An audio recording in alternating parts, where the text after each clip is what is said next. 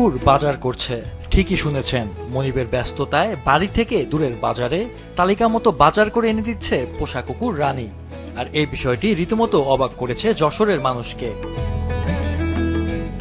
মনিরামপুর উপজেলার ঝাপা ইউনিয়নের কোমলপুর গ্রামের মাছ ব্যবসায়ী নির্মল বিশ্বাস ৬ মাস আগে যশোর শহরের পালবাড়ি এলাকা থেকে ১৯,৫০০ টাকায় গ্রেট পিরেনিজ জাতের বিদেশি একটি কুকুরছানা কিনে আনেন।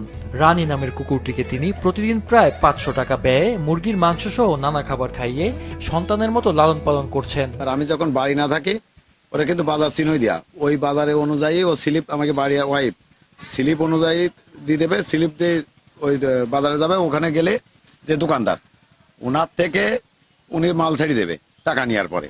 অবসরে নির্মল কুকুরটিকে নানা প্রশিক্ষণ দেন। বাড়ি থেকে ২ কিলোমিটার দূরের রাজগঞ্জ বাজারের কয়েকটি দোকান চিনিয়ে দিয়ে ডালি মুখে করে বাজারে এনে নিরাপদে ফেরার কৌশলও শেখান। গত ১ মাস ধরে রানী নিজেই বাজার করছে। মুখে ডালি নিয়ে তার দৌড় দেখে পথচারী ও বাজারের মানুষ বিস্মিত হচ্ছেন।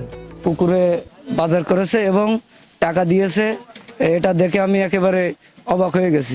পাশের দোকানে দেখলাম যে মালিক আছে, ফর্দ করে দিয়েছে, দেওয়ার পরে টাকা দিয়ে দিয়েছে, দেশে মালে তরকারি আছে, মাফাই দেওয়ার পরে আবার দেখলাম আছে নিয়ে চলে গেল। কুকুরটা প্রত্যেক হাটবারে আসে ঝড়ি গালে করে নিয়ে, এবং ওর মধ্যে একখান স্লিপ থাকে, স্লিপ দেখে আমরা বাজার দেয়। রানী ইতোমধ্যে নানা খেলায় পারদর্শী হয়ে উঠেছে। নির্মলের ছোট মেয়ে মধুমালার সঙ্গেও তার দারুণ সখ্যতা। শুধু নির্মল নয়, তার স্ত্রী ও মেয়ের কথাও মন দিয়ে শোনে রানী। আমি রানীর সাথে খেলাধুলো করি, তারপরে বসতে বললে বসে, খেলতে বললে খেলে। আমি যখন স্কুলে যাই তখন আমার পাশে স্কুলে যাই। নির্মল বাড়িতে না থাকলে স্ত্রী ফর্দ লিখে দিলে সে অনুযায়ী নিয়মিত বাজার করে আনে রানী। স্লিপ লিখে দিয়ে পাঠায় যে বাজারে চলে যায়, বাজারে চলে আসে বাড়ি, কোনো সমস্যা হয় না। রিংয়ের ভেতর দিয়ে লাফ, লাঠির ওপর দিয়ে হাঁটা, হ্যান্ডশেক সহ নানা কৌশল দেখাতে পারে রানী। তার এই দক্ষতা দেখতে প্রতিদিন নির্মলের বাড়িতে ভিড় করছেন কৌতূহলী মানুষ। রানীকে কিনতে ইতোমধ্যে ৫ থেকে ১০ লাখ টাকা পর্যন্ত প্রস্তাব এসেছে।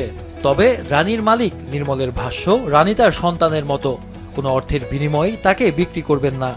একই কথা জানিয়েছে তার মেয়ে মধুমালাও। আমি এটা বেচতে দেবো না। ৫ লাখ টাকা ১০ লাখ টাকা হলেও তারে বেচা যাবে না। মাহফুজুল হাসান, মাছরাঙা নিউজ ডেস্ক।